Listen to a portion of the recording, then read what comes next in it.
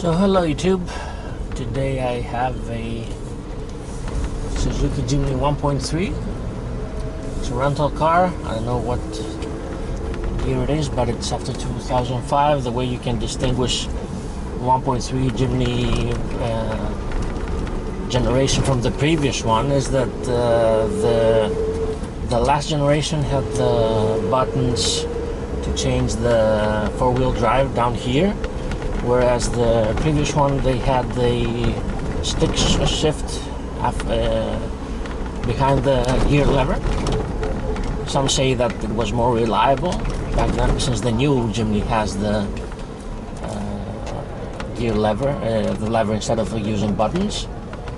So this is not the very the engine rattles and shakes. The clutch is very light.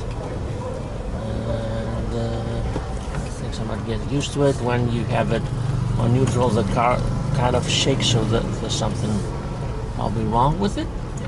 Anyway, I'm thinking of buying a Suzuki Jimny 1.3. If you have seen in other videos of mine, I have a Mitsubishi Colt CZT, which is not exactly a sports car, but it's a fast car, and I'm thinking of replacing it with a more sportier car. But when you have a sports car, it's not that good to have it as a daily. So instead of buying a city car, a Yaris let's say, or a something small like that, I found that in the same price range you can have a 4x4 Suzuki Jimny, as a used one of course. There's some pros and cons to that, and I'm trying to test drive to see how it feels and see by myself the pros and cons of such a choice. The cons, let's start with the cons. This car is smaller than a regular city car, than a let's say Yaris or my Colt, especially in the back seats. In the front it looks spacious, sort of.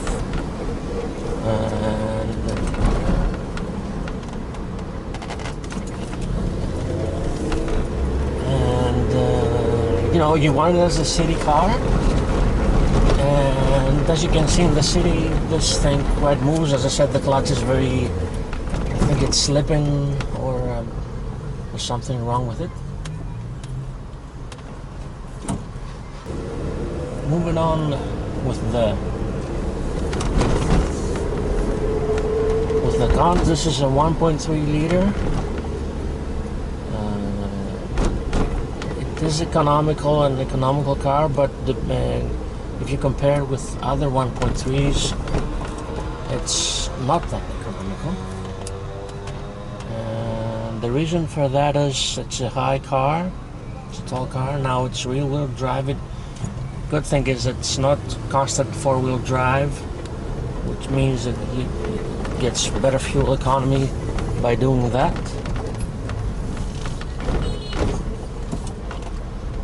But on the other hand, yeah, there is a lot of reports that say that this car consumes significantly more fuel. But again, it's about, I don't think it's going to be anything more than 8-9 liters per 100 kilometers when you're using it with the two-wheel drive option. With 4x4, I'm guessing it's going to be a bit more. And the other drawback of this car, I'm starting with the drawbacks, is the fact that the highway performance of this car can be not that good because of its height again, and it's not recommended that you go this car faster than 120 kilometers per hour or 70 miles per hour. But again, as I said, you would take this as a daily, you move through a small city like this. You don't need better performance, and if you want better performance,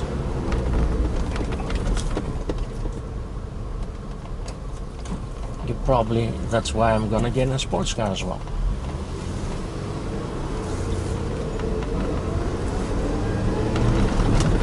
as you can see, I'm really pushing up to 3,000-4,000. The military truck in front of me can get real ahead of me. And I have 40 kilometers with second gear and already doing 3,000 RPM. There's a lot of relative shake, but as I said, this is a very worn out car. You can see from the steering wheel it's worn out. And I'm probably going to be getting something that's in a better shape than this, although it says that it only has 62,000 kilometers, which is quite strange because this car is over, I'm guessing, 13 years old. Anyway, also this is the top-down version, which I would not recommend, but okay, if you were doing trips on the beach and stuff like that, it could be useful.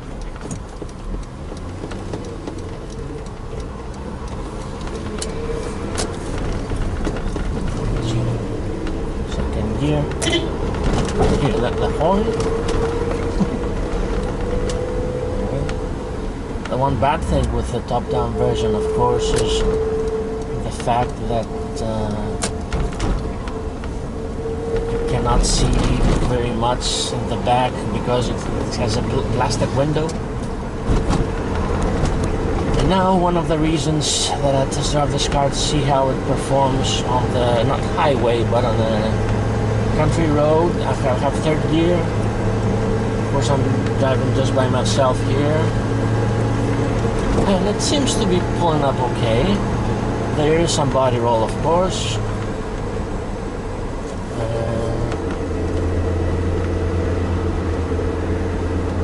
Are they turning or not? I don't know.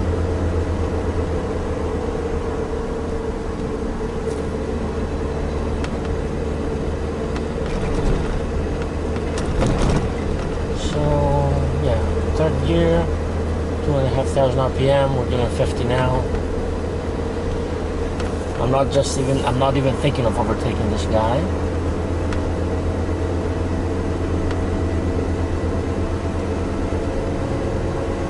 Again, there's a military truck. And with the pros now, I'm gonna drive it to some off-road. Of course, the major pro of this thing, compared to a city car, is the fact that you can drive it off-road. And the running cost of this car is probably going to be more or less the same with a small city car, unless you have an issue with the four-wheel drive system. Let's put it forward here.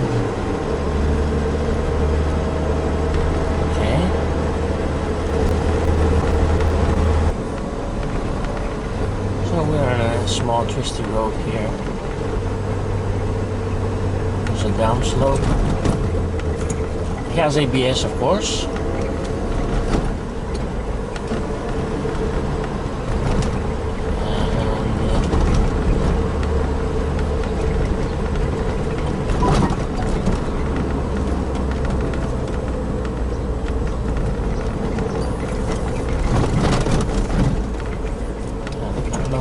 Hear it, but there is a lot of shaking and rattling and stuff like that. It's like driving a pickup truck, an old pickup truck. But I'm guessing it's because of the fabric top. Let's not use a handbrake on this turn, but I'm going to use it in second gear.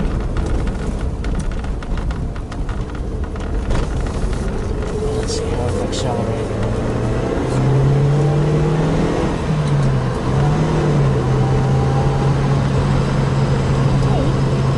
Accelerates quite good, I mean, for a car of this size.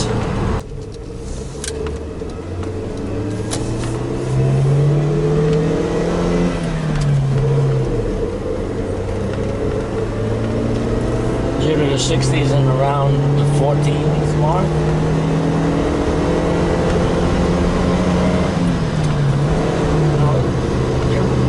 Sounds like it's struggling too much, I mean, but it accelerates slowly, as you can see, 80 kilometers.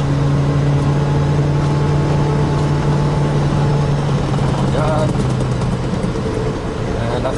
kilometers there was shaking in their wheels and stuff like that, so I'm not gonna go any faster than that. I have third gear.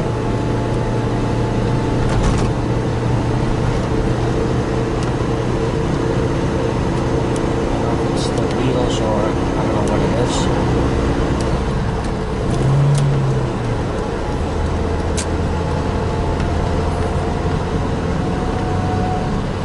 Probably because it's a rental car. Thankfully the brakes seem to work. And in general these cars are said to be reliable.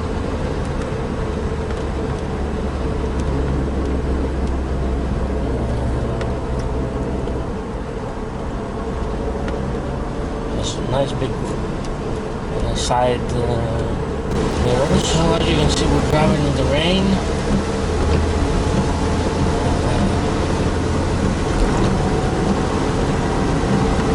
Let's put on some fifth gear. At 75 kilometers you can see that the wheels start to shake, so I cannot drive it at 120 as they say that it's probably top speed or something like that. But it's around 70 kilometers. This thing can accelerate for a car as it is. Nothing very fast. I like the fact that you sit up high and you have a good field of view. The windows are big apart from the back window, which is plastic, and you can barely see anything.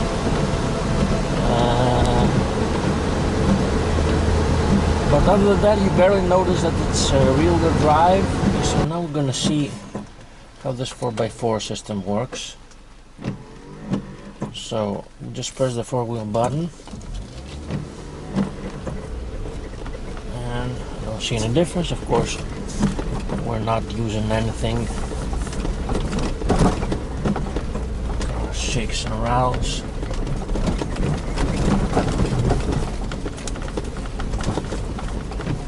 And of course, if you want, let's put. Okay, so it has more torque now.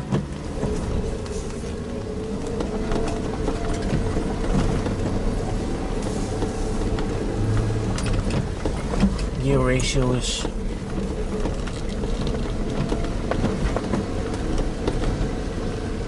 a lot shorter now. Okay. And we're in the mud, of course. Let's try it. In order to put it back to two-wheel drive, you have to reverse the sequence of the buttons.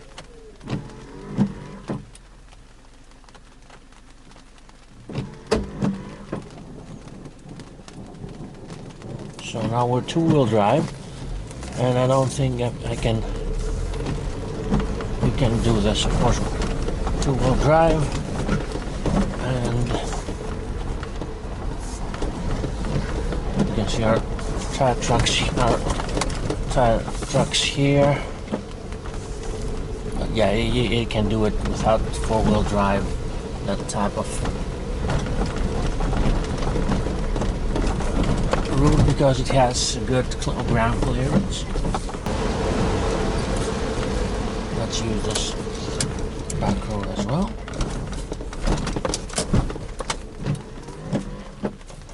Four-wheel drive.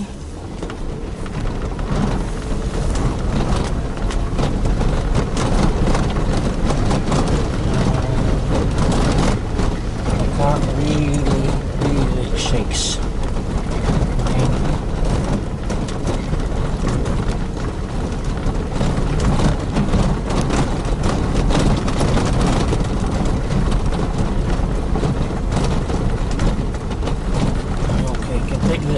But it's not very such a comfortable ride. The steering wheel shakes. Everything shakes. I don't know if we can go down to the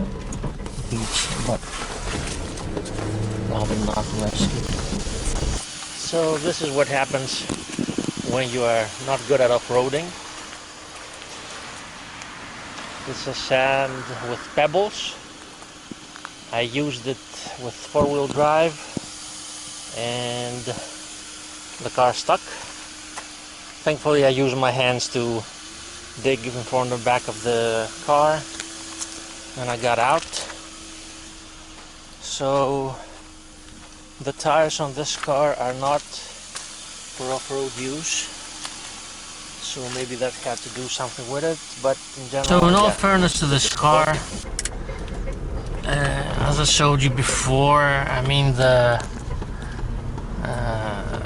tires are not exactly off-road tires, so this had to do it with being stuck in small sand or pebbles. And other than that, you know, it's a shaky ride, but it's a city car. I mean, it's a city car with off-road capabilities, and it's what you can expect from this car. And also the one good thing is that you can adjust this car to be a very potent off-roader, from what I've seen in other videos, of course. And it seems that it's very, although everything rattles and shakes in here, it seems that it's very sturdy in terms of reliability, and it can really take a beating. So that's the reputation of the Suzuki brand. And I'm driving it now at night. Again, the field of view visibility is not that good, not that great, but within a city this thing can move around. I don't find it being left behind in traffic.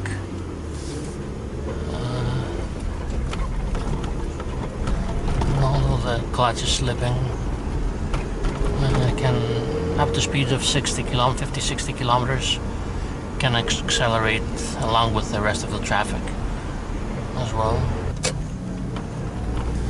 Let's accelerate with second gear.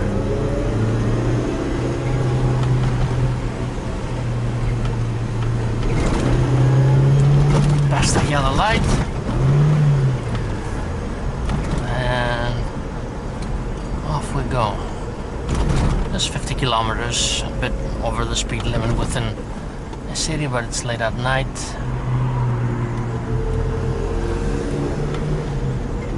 And we're still moving. Anyway, that's about it about the small review of the Suzuki Ignis. It's probably 2005 model because it has the buttons here. And please like and subscribe, and comment below whether you think it's a good choice as a small city car. Thanks for watching.